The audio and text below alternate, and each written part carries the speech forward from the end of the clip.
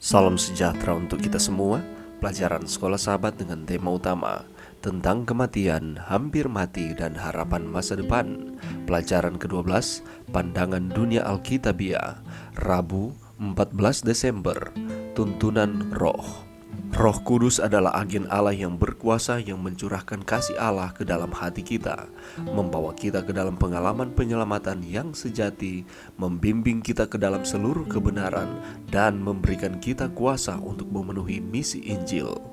Karena Roh Kuduslah yang melawan pekerjaan yang merosotkan dari iblis, tidak mengherankan bahwa iblis mencoba dengan segala cara untuk mengubah pemahaman kita tentang sifat dan pekerjaan Roh Kudus. Sementara beberapa orang menyangkal kepribadiannya, yang lain menekankan karunia roh di atas kuasa transformasinya. Bacalah Kisah Para Rasul 8 ayat 4-24. Simon si tukang sihir dari Samaria ingin menerima karunia Roh Kudus tanpa dilahirkan kembali oleh Roh. Bagaimanakah sikap yang sama ini masih dinyatakan di zaman kita? Anak-anak Tuhan adalah mereka yang dibimbing oleh Roh Kudus ke dalam seluruh kebenaran firman Tuhan. Yesus memperingatkan dengan jelas, bukan setiap orang yang berseru kepadaku, Tuhan, Tuhan, akan masuk ke dalam kerajaan surga, melainkan dia yang melakukan kehendak Bapa-Ku yang di surga. Pada hari terakhir, banyak orang akan berseru kepadaku, Tuhan, Tuhan, bukankah kami bernubuat demi namamu dan mengusir setan demi namamu dan mengadakan banyak mujizat juga?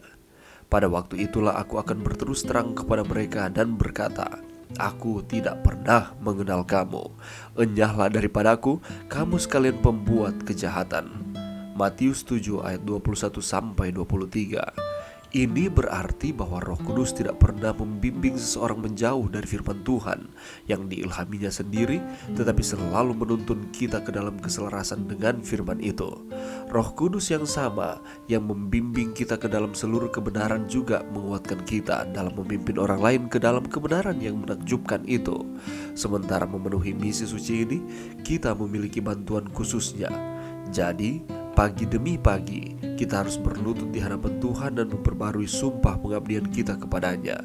Jika kita melakukan ini, Dia akan memberi kita kehadiran Roh-Nya dengan kuasanya yang menghidupkan dan menguduskan. Namun, kita harus terbuka terhadap pimpinannya dengan membuat pilihan sadar setiap hari untuk melakukan apa yang kita tahu benar dan menghindari apa yang kita tahu salah.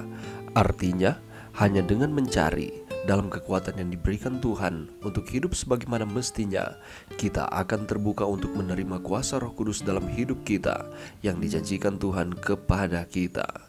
Mengapa begitu penting pagi demi pagi untuk mendoakan diri kita sendiri agar terbuka terhadap pimpinan Roh Kudus dalam hidup kita? Pelajaran yang bisa kita dapatkan pada saat ini, kalau kita membaca di dalam Kisah Para Rasul 8 ayat 4-25, ini menceritakan tentang kisah seorang yang salah pengertian tentang kuasa Roh Kudus.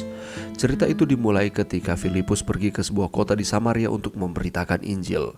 Dan di sana Filipus memberitakan tentang Mesias dan melakukan banyak mujizat. Filipus mengusir roh jahat dari orang yang berkerasukan roh. Selain itu, banyak orang lumpuh dan timpang disembuhkan.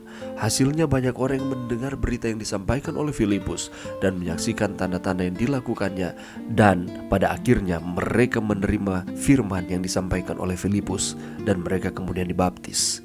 Salah seorang di antara orang-orang yang percaya itu bernama Simon. Simon ini adalah seorang tukang sihir yang sangat terkenal di kota itu. Dia berlagak sebagai seorang yang sangat penting. Banyak orang yang kagum dan mengikuti dia. Dan orang-orang Samaria menyebutnya sebagai orang ini adalah kuasa Allah yang terkenal sebagai kuasa besar. Dan setelah Simon percaya dan dibaptis, dia selalu bersama Filipus. Simon takjub menyaksikan hasil pelayanan Filipus. Pada suatu hari, ketika rasul-rasul di Yerusalem mendengar bahwa banyak orang percaya kepada Tuhan Yesus sebagai hasil pemberitaan Filipus, mereka mengutus Petrus dan Yohanes ke Samaria.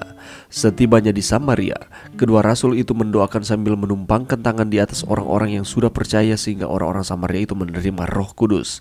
Dan ketika Simon melihat bahwa pemberian Roh Kudus terjadi oleh karena rasul-rasul itu menumpangkan tangannya di atas orang lain, maka Simon menawarkan uang kepada kedua rasul itu agar dia juga bisa memperoleh kuasa untuk menumpangkan tangan atas orang supaya orang itu menerima Roh Kudus. Simon kelihatannya bertobat, tetapi dia tidak dilahirkan kembali oleh Roh. Dan yang terjadi adalah Petrus menegur dia dengan sangat keras. Dia katakan, "Bindasalah kiranya uangmu itu bersama-sama dengan engkau, karena engkau menyangka bahwa engkau dapat membeli karunia Allah dengan uang. Tidak ada bagian atas hakmu dalam perkara ini, sebab hatimu tidak lurus di hadapan Allah. Jadi bertobatlah dari kejahatan ini dan berdoalah kepada Tuhan, supaya ia mengampuni niat hatimu itu." Lalu Simon meminta Petrus mendoakan dia agar hukuman yang diucapkan Petrus itu tidak terjadi kepadanya. Dan Simon diberikan kesempatan untuk bertobat. Pertanyaannya adalah, bagaimanakah sikap yang sama ini masih dinyatakan di zaman kita ini, di mana kita gantinya meminta tuntunan Roh Kudus di dalam kehidupan kita, tetapi kita tidak mengandalkan Roh Kudus, hanya mengandalkan pikiran-pikiran kita. Roh Kudus membimbing kita ke dalam seluruh kebenaran, menguatkan kita dalam memimpin orang lain ke dalam kebenaran yang menakjubkan itu. Roh Kudus tidak pernah membimbing seseorang menjauh dari firman Tuhan, tetapi ia selalu menuntun kita ke dalam keselarasan dengan firman itu. Kita harus terbuka terhadap pimpinannya dengan membuat pilihan sadar setiap hari untuk melakukan apa yang kita tahu benar dan menghindari apa yang kita tahu salah. Dan itu berarti hanya dengan mencari dalam kekuatan yang diberikan Tuhan untuk hidup sebagaimana mestinya, kita akan terbuka untuk menerima kuasa Roh Kudus di dalam kehidupan kita yang dijanjikan Tuhan kepada kita. Itulah sebabnya begitu penting bagi saudara dan saya pagi demi pagi, hari demi hari, untuk mendoakan diri kita sendiri agar terbuka terhadap pimpinan Roh Kudus di dalam kehidupan kita. Mari berdoa. Terima kasih Tuhan atas firman-Mu pada saat ini. Bantu kami Tuhan untuk kami terus menerima Roh Kudus di dalam kehidupan kami, sehingga Roh Kudus dapat menuntun kehidupan kami untuk terus setia kepada Tuhan. Ini doa kami di dalam nama Yesus. Amin.